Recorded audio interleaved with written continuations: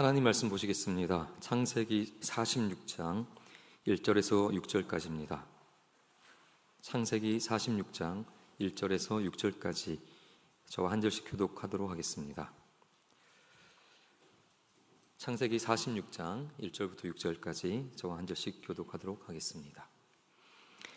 이스라엘이 모든 소유를 이끌고 떠나 브엘세바에 이르러 그의 아버지 이삭의 하나님께 희생 제사를 드리니 그 밤에 하나님이 이상 중에 이스라엘에게 나타나 이르시되 야곱아 야곱아 하시는지라. 야곱이 이르되 내가 여기 있나이다 하매 하나님이 이르시되 나는 하나님이라 내 아버지의 하나님이니 애굽으로 내려가기를 두려워하지 말라. 내가 거기서 너로 큰 민족을 이루게 하리라.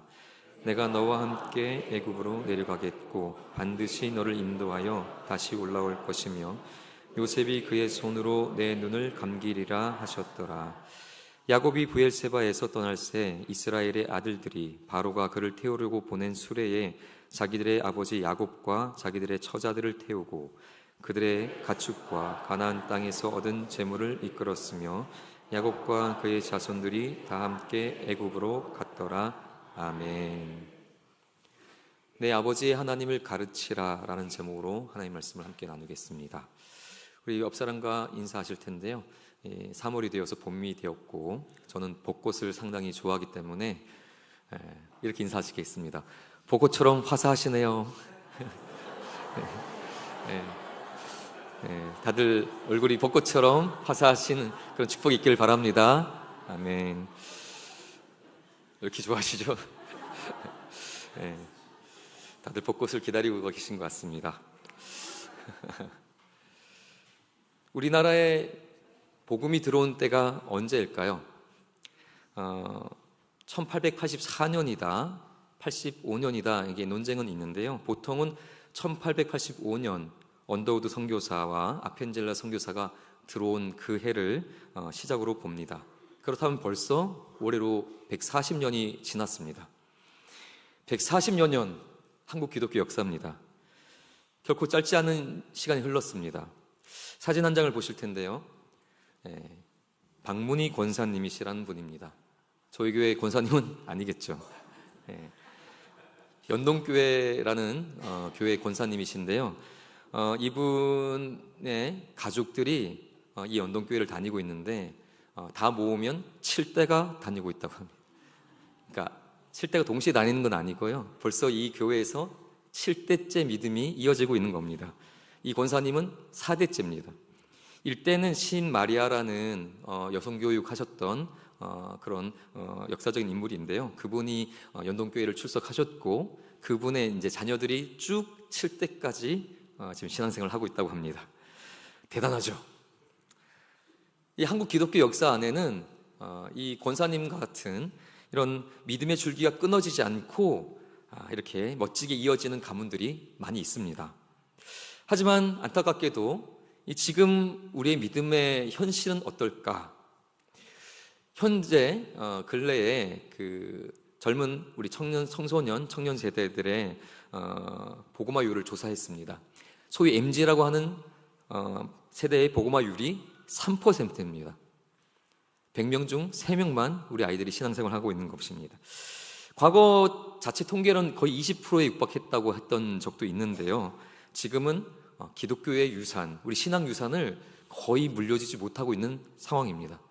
당장 우리 가까이의 우리 믿음의 가정의 자녀들도 신앙생활을 하지 않는 자녀들이 많잖아요. 왜 자녀들이 부모의 신앙을 이어받지 못하고 있을까?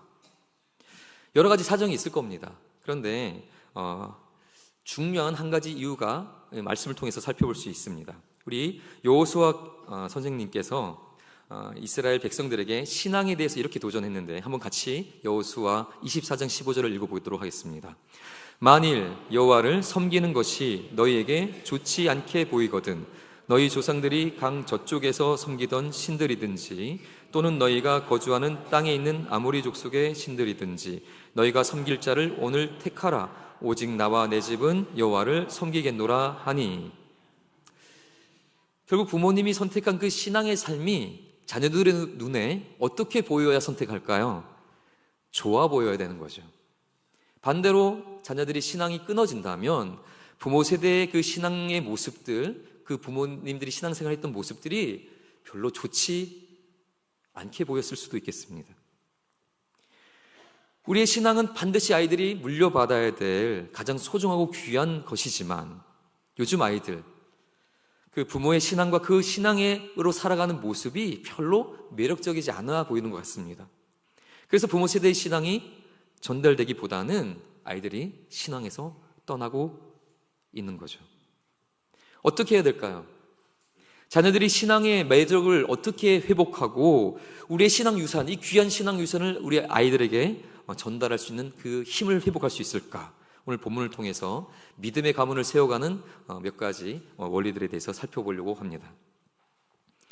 하나님께서 오늘 본문을 보시면 자신에게 희생제사를 드리고 있는 야곱에게 나타나셔서 이렇게 자신을 소개하는데요. 우리 한번 창세기 46장 1절에서 3절을 쭉 같이 읽어보도록 하겠습니다.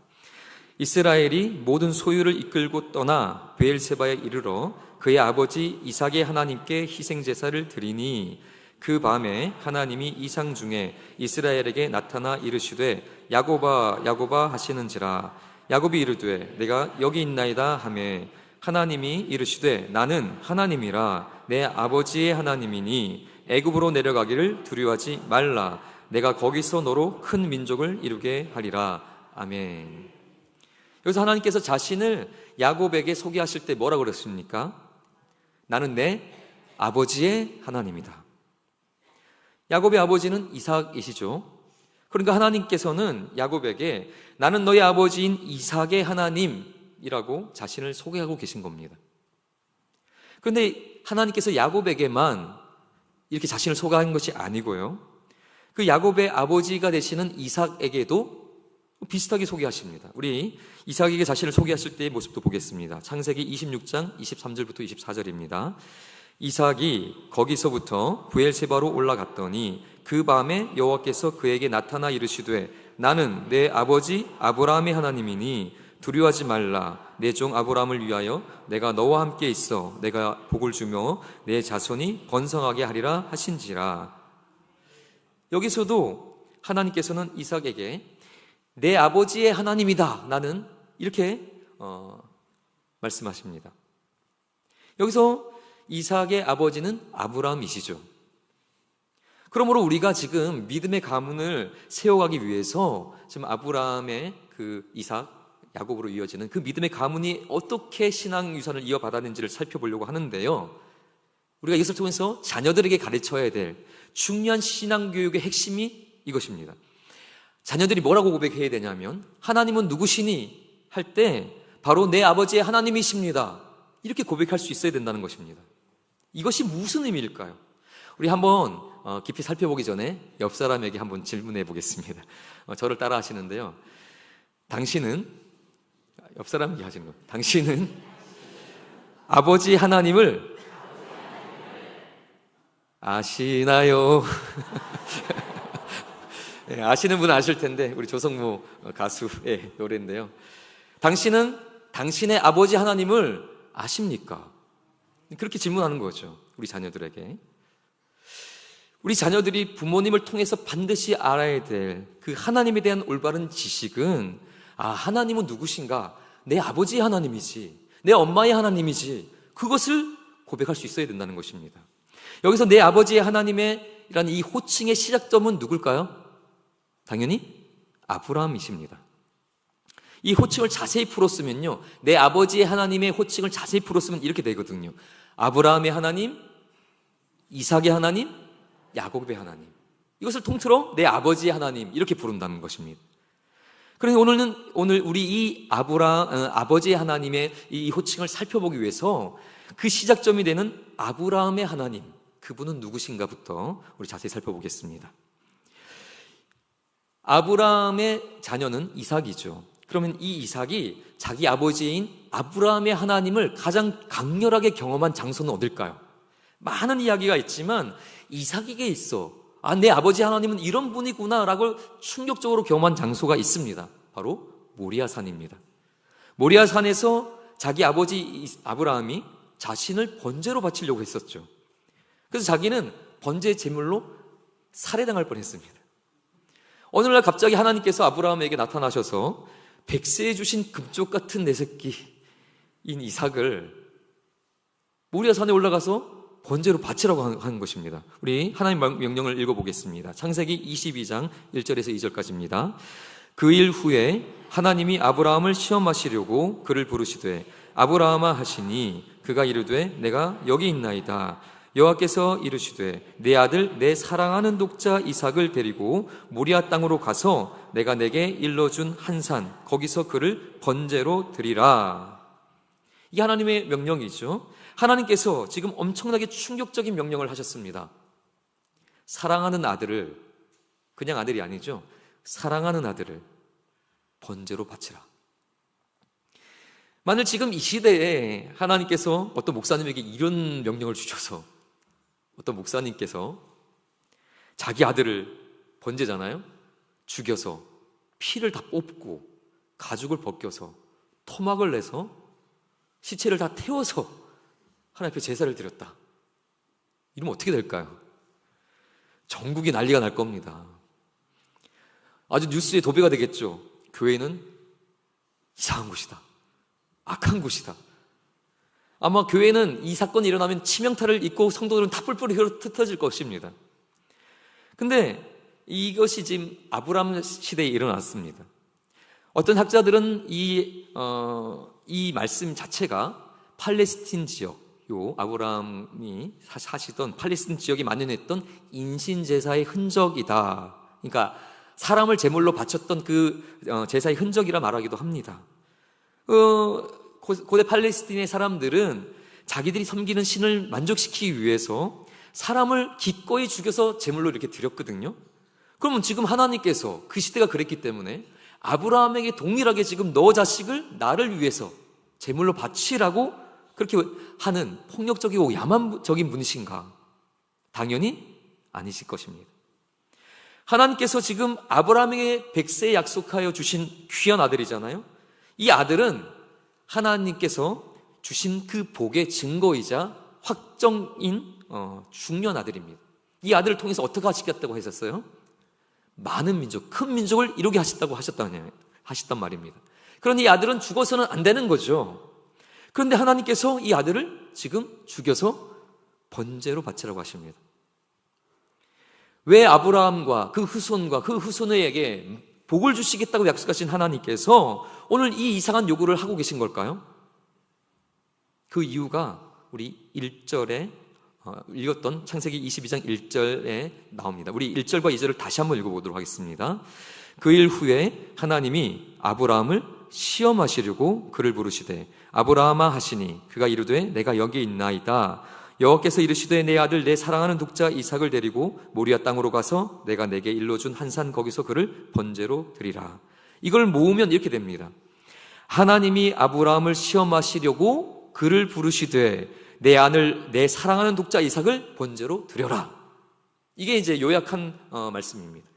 하나님께서 시험하시는 거죠. 아브라함의 믿음을 시험하시는데 구체적으로 그 어떤 것을 시험하시려는 거냐면 사랑의 문제를 시험하신 겁니다. 네가 사랑하는, 백세에 났으니까 얼마나 사랑스럽겠습니까? 저도 그 심정 알거든요. 조금.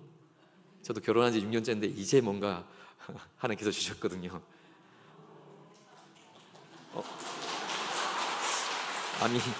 아니 이게 제가 아내한테 혼날 얘기를 좀 했는 것 같은데, 네. 하여튼 하나님의 은혜를 제가 느끼고 있는데요, 너무 좋습니다. 근데 백세의 지금 아들을 독자를 낳았단 말입니다. 근데 그를 얼마나 사랑하겠습니까? 그런데 하나님께서 꼭 집어서 말씀하시죠. 내 사랑하는 독자를 바치는 시험이다. 이것은 너의 그 아들을 사랑하는 것과 나를 사랑하는 것에 대한 시험이라는 것입니다. 여러분 생각해 보세요. 자녀에 대한 부모의 사랑은 얼마나 큽니까? 저는 아직은 잘 몰라요. 그렇지만 알게 되겠죠. 고된 노동, 또 일하다 보면 만나는 진상 고객들, 또한 직장에서 만나는 상사의 폭언과 그런 핍박, 그럼에도 불구하고 내가 운영하는 가게, 또 다니는 회사를 그만둘 수 없는 이유는 사랑하는 가족, 자녀 때문이잖아요. 힘들고 어렵고 아픔이 있어도 사랑하는 자녀를 생각하면서 참고 견디는 것이 부모죠. 그렇게 살아오셨죠. 그런데 이런 사랑이 때로는 너무 지나쳐서 어떤 부모님들은 자녀 때문에 때로는 하지 말아야 할 부정과 불법을 저지르기도 하죠. 우리가 뉴스에서 볼 수 있습니다. 교사였던 한 아버지가 자녀를 위해서 시험지를 유출해가지고 자녀를 1등하게 만들어서 감옥 간 사건. 대학 교수가 자녀 입시를 위해서 거짓으로 가득한 자기소개서를 만들어서 결국 불법으로 이렇게 죗값을 치르게 된 사건들이 있습니다. 이런 모든 부정과 불법까지 저지르는 것, 자녀를 너무 사랑하기 때문인 거죠.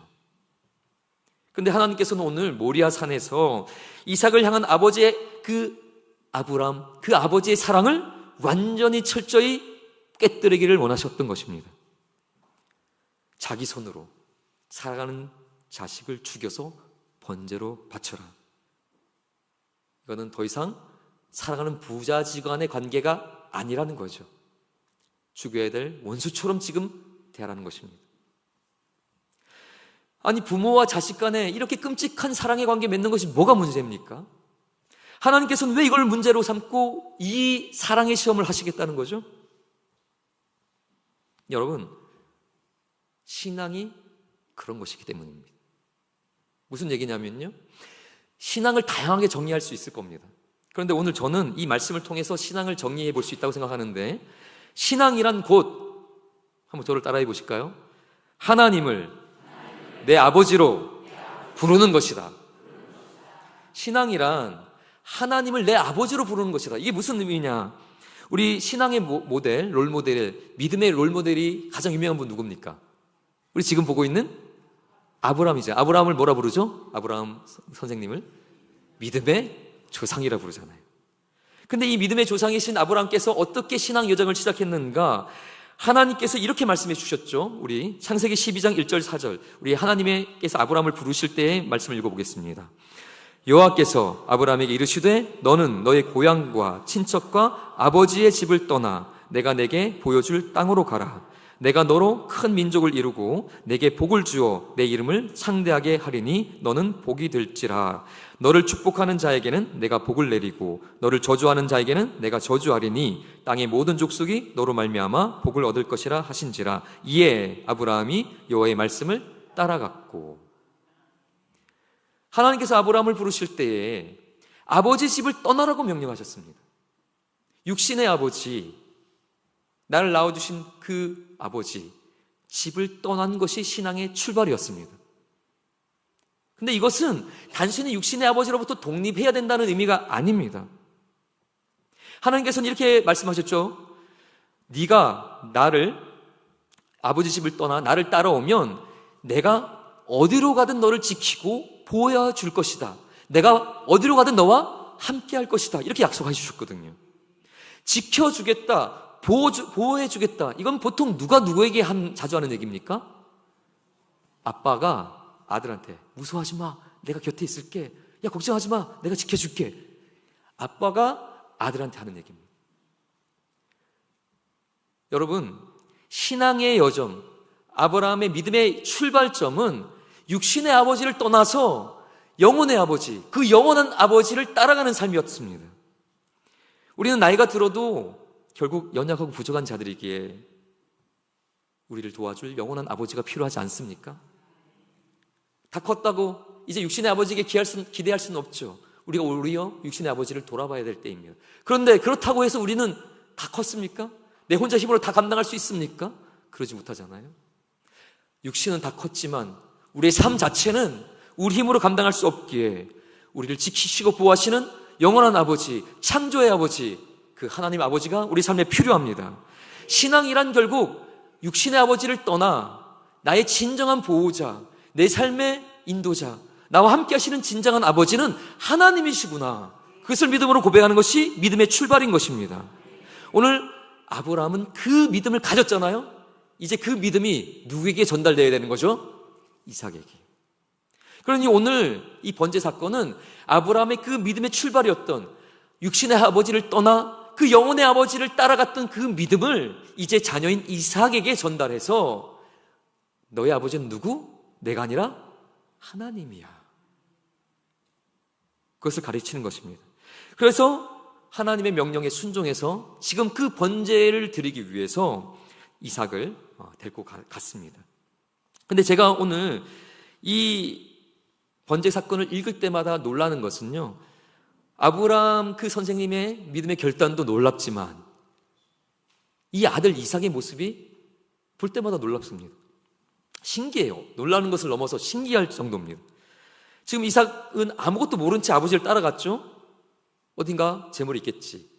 이상했지만 따라갔습니다. 그래서 모리아 산에 올라가서 둘만 남았을 때 이제 번제를 드려야 되는데 자신이 그 번제 제물이라는 것을 깨닫게 됐습니다. 아버지가 자기를 묶으려고 들었기 때문이죠. 그때 이삭의 반응은 어땠죠? 기꺼이 아버지께 손을 내밀어 자기를 묶게 했습니다. 지금 학자들은 대략 이삭의 이때의 대략의 나이를 청소년기로 봅니다. 16세에서 18세 가까이 되지 않았을까? 이때는 옛날로 치면 이제 다 큰 거죠. 힘이 아브라함보다 더 좋을 것입니다. 아브라함의 나이는 110세가 넘었을 때니까요.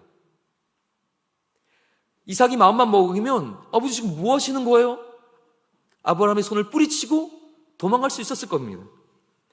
여기서 이삭이 스스로 자기의 손을 내밀지 않았다면 아브라함은 그 손을 묶고 번제로 드릴 수 없었겠죠. 그런데 왜 가만히 있었을까요? 전 여기서 이삭이 그 아버지 아브라함을 얼마나 신뢰하고 있었는지를 볼 수 있습니다. 이것은 아브라함을 향한, 아버지를 향한 자녀의 신뢰를 보여주는 방증입니다. 이삭은 태어난 직후부터 아버지 아브라함의 삶의 모습을 이렇게 참 보아왔겠죠. 그러면서 깨달았을 것입니다. 아버지가 나를 얼마나 사랑하는지. 너무나 사랑했겠죠. 아브라함의 그 폭포수와 같은 사랑을 받고 이삭이 자랐을 겁니다. 그런데 그 사랑, 아버지가 나를 이렇게 사랑하는 걸 알면서 또 하나 이삭이 깨달았을 것은요, 그런데 나를 너무 사랑하지만, 나를 세상에서 우리 아버지가 가장 사랑하지만 하나님 빼고, 이걸 알았을 겁니다. 오늘 번제 사건만 해도 그렇잖아요. 백세에 낳은 이삭을 그렇게 사랑했을 텐데 하나님 말씀이 주어지자마자 군말 없이 순종합니다. 자식을 번제로 바치죠. 그러니까 이삭에게는 계속 메시지가 전달됐을 겁니다. 그 16세, 18세, 그 18년 동안 이삭아, 내가 너를 너무 사랑해. 넌 나에게 최고의 존재고 세상에서 나는 너가 가장 소중해. 이 메시지가 계속 전달될 것입니다. 그래서 이삭은 그 아버지의 사랑을 받았을 것이지만 한 가지가 더 있다는 것을 느꼈을 것입니다. 그러나 하나님 빼고 나는 이 세상에서 너를 제일 사랑해. 그런데 하나님이 나에게는 더 중요해. 이 두 가지 메시지가 이삭에게는 다 전달됐을 것입니다. 제가 우리의 신앙의 모습을 보면 이 두 가지가 같이 있는 경우보다는 어느 한 가지에 치중될 때가 많더라고요. 여러분, 자식을 사랑하십니까? 안 사랑하셔요? 자식을 사랑하시겠죠. 근데 어떤 부모님들 보면은 자식을 세상에서 가장 사랑하십니다. 하나님보다 더. 이건 자식을 우선 숭배하는 거죠. 자식을 세상에서 가장 사랑해야 되죠. 그런데 하나님보다 더. 또 어떤 반대로 극단적인 측면에서 또 하나의 신앙의 모습이 보이는데 이번엔 이건 것입니다. 나는 하나님을 세상에서 가장 사랑해. 자식은 뒷전이고. 소위 믿음이 좋다는 어떤 분들은 이런 신앙으로 살더라고요. 교회가 가장 중요하고 하나님이 가장 중요하고 그래서 가족은 뒷전, 자녀는 뒷전.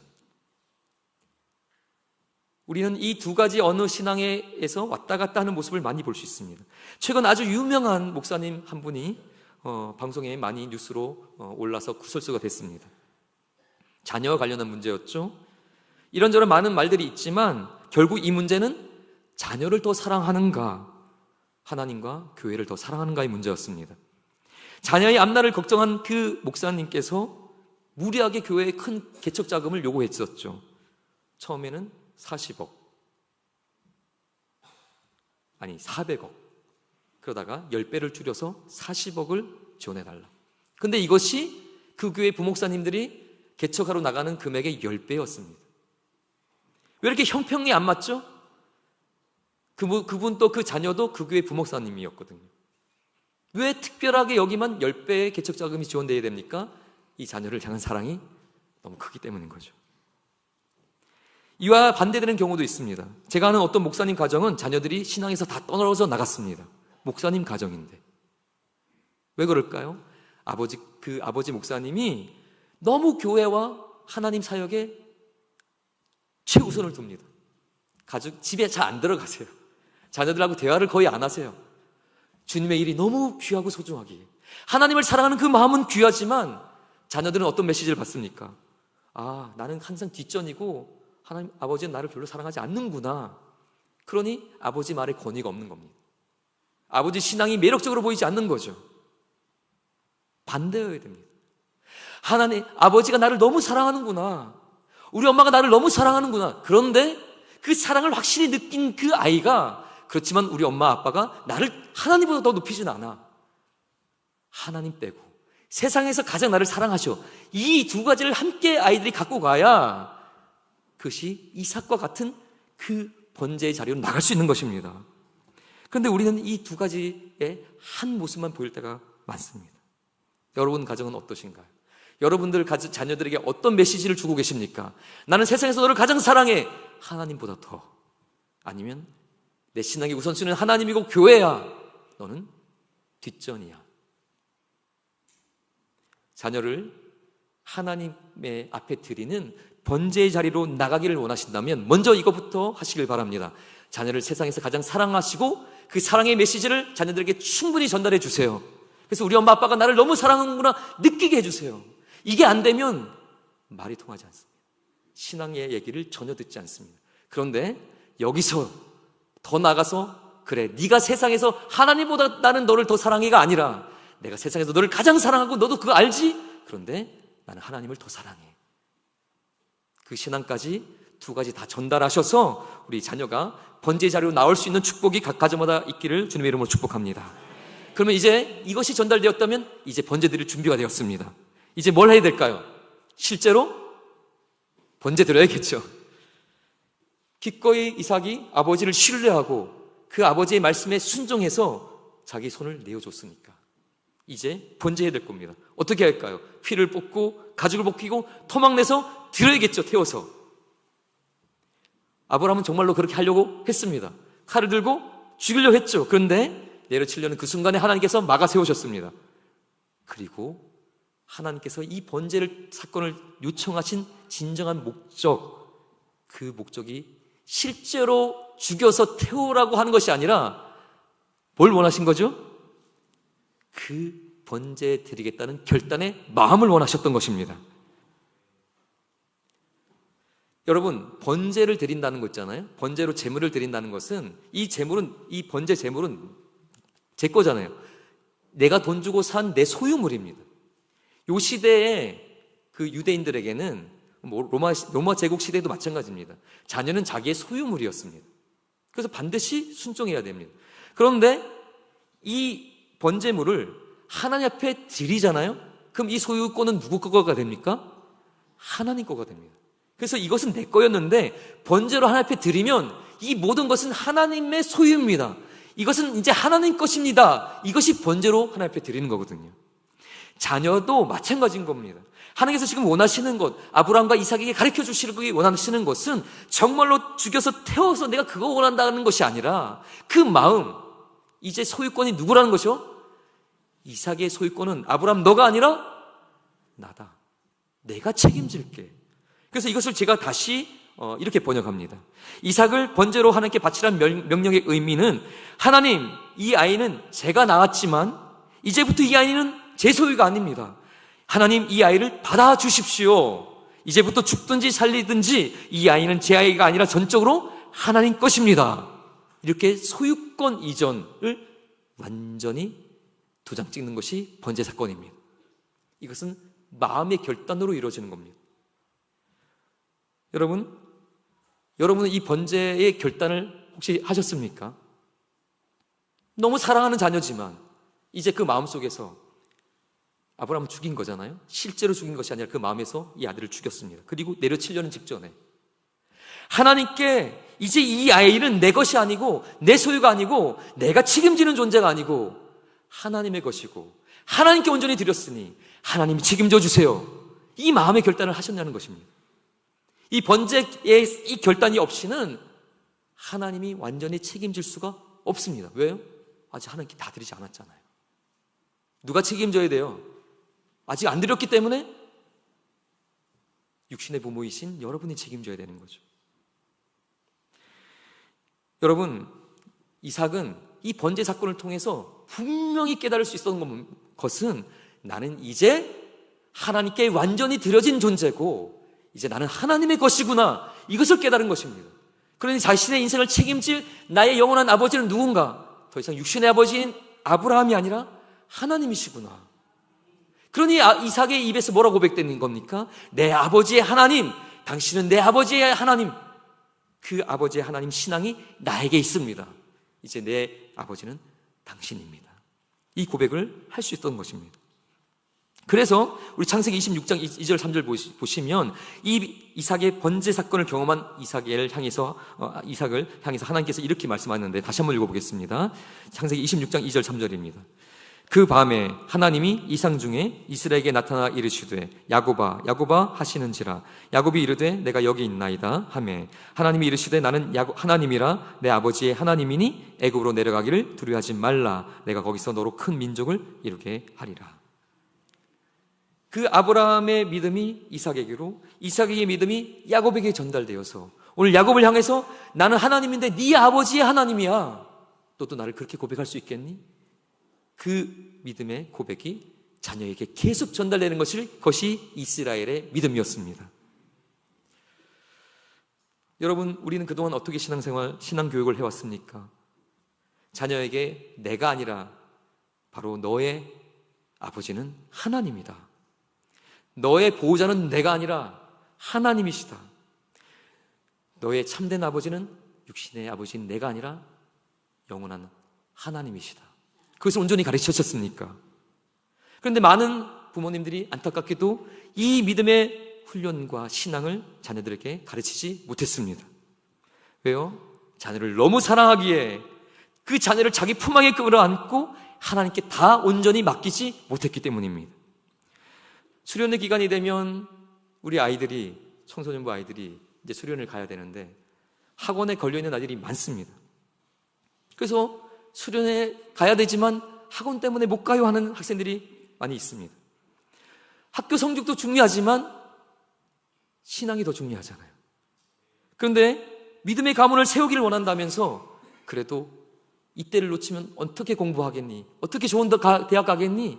그러면서 믿음의 자리로 보내지 않는다면 과연 믿음의 가문이 세워질 수 있을까요? 제가 다니던 고등학교는 고3 때 학교를 가야 됐습니다. 그래서 아침에 8시부터 해서 밤 11시까지 주일에도 공부를 시키는 학교를 제가 고등학교를 다녔는데요. 그때 저는 반에서 46명 있던 반에서 유일하게 주일에 교회 가는 학생이었습니다. 학교 가요. 간 다음에 담임선생님한테 그 얘기합니다. 저 11시 전에 교회를 가야 되니까요. 이제 선생님 저 가겠습니다. 야! 우리 반에서 니밖에 안 가는데 너 그렇게 공부해서 대학 갈 수 있을 것 같아? 막 합니다. 근데 그분도 교회를 다녀요. 집사님이라 그랬어요. 근데 막 그렇게 얘기하는 거예요. 그래서 야, 너 아버지가 아니야, 부모님 아니 아버지가 가라 그랬는데 아버지가 선생님한테 얘기하고 교회 오라 그랬어요. 그래 하면서 막 확인해 보더니 맞죠. 저희 아버지가 당연히 그렇게 합니다. 그래서 저는 유일하게 학교에서 버스 타고 와갖고 예배드리고 교회에서 국수 먹고 다시 들어가면 애들이 저를 부러워합니다.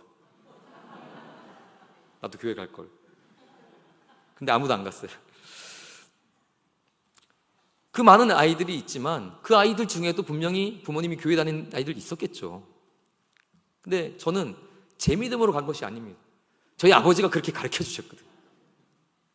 공부도 중요하지만 신앙이 우선이다. 그렇게 공부했지만 저는 제 나름으로 만족한 대학을 갔습니다. 여러분, 세상의 소리, 그런 얘기에 귀 기울이지 마시고 우리 자녀들에게 하나님 아버지가 너의 진정한 아버지라는 것을 확실하게 가르쳐 주시기 바랍니다. 그래야 믿음의 가문이 세워집니다. 말씀을 마치겠습니다. 여러분, 자녀를 전적으로 맡기는 거 쉽지 않습니다. 많은 문제가 우리 앞에 있고 자녀에 대한 걱정도 많으실 겁니다. 그래서 기도하는 순간조차도 정말로 구체적으로 하나하나 자녀에게 이렇게 해주셨으면 저렇게 해주셨으면 이건 안 되고 저건 안 돼요. 그렇게 많이 기도하십니다. 다 자녀를 사랑하기 때문에 자녀를 위해서 그렇게 하시는 거죠. 다 이해합니다. 그런데요, 그 기도와 그 신앙을 꼼꼼히 따져보면 결국 여전히 자녀는 자기 거더라고요. 하나님께 다 맡겼다면 털어버려야죠. 하나님, 얘가 어떻게 누구를 만날지 어떻게 그럴지 저는 잘 모르겠습니다. 하나님 책임져 주세요. 그것이 오히려 더 진정한 믿음의 기도가 아닐까요? 이삭이 번제 사건 후 나이가 40살이 됐을 때 신부감을 찾으려 했거든요. 그때 신부감을 찾으려고 종을 보냅니다. 자기가 직접 안 가요. 종을 보낸 다음에 아들 이삭을 위해서 아내를 택해와. 누구를 어떻게 택해올지 어떻게 합니까? 그런데 하나님의 섭리와 인도한 가운데 그 종이 찾아온 리브가를 이삭과 결혼시킵니다. 보지도 못하고 알지도 못하고 종한테 시켜서 찾아온 그 여자를 기꺼이 결혼시키는 그 아브라함의 믿음은 뭡니까? 자녀의 결혼을 하나님께 전적으로 맡기고 누구를 데려오든 간에 하나님이 인도해 주실 거란 믿음으로 나간 거 아닙니까? 우리의 자녀를 향한 마음도 그래야 될 줄 믿습니다. 전적으로 맡기셔서 번제 사건을 하나님 앞에 번제로 드리십시오. 하나님이 책임져 주실 것입니다. 자녀를 위해서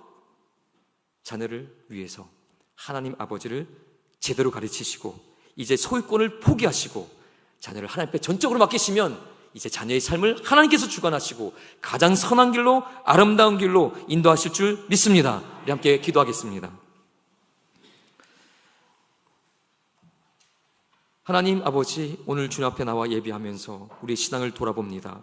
하나님, 우리에게 주신 자녀 너무나 소중하고 귀하지만 하나님, 이 자녀 이제 때가 되면 하나님 앞에 전적으로 드려야 날이 올 것입니다. 하나님, 이 귀한 자녀, 사랑하는 자녀 내 것이 아닙니다. 하나님께 맡깁니다. 내가 책임질 수 없습니다. 하나님, 우리 자녀 주님 책임져 주시고 이제 살든지 죽이든지 하나님 뜻대로 행하여 주시고 모든 것 하나님께서 아버지 되셔서 선하게 인도하여 주시옵소서. 그래서 이제 나의 신앙이 나에 대해서 끝나는 것이 아니라 우리 자녀도 하나님 아버지를 만나게 하여 주시고 하나님은 누구신가? 내 아버지의 하나님이구나. 나도 그 하나님을 내 아버지로 고백하며 내 자녀에게도 내 아버지의 하나님을 가르치겠다. 그렇게 결단하는 고백이 우리 믿음의 가정들에게 곳곳에 그 믿음의 선포가 나타날 수 있도록 역사하여 주시옵소서. 감사하며 예수님의 이름으로 기도합니다. 아멘.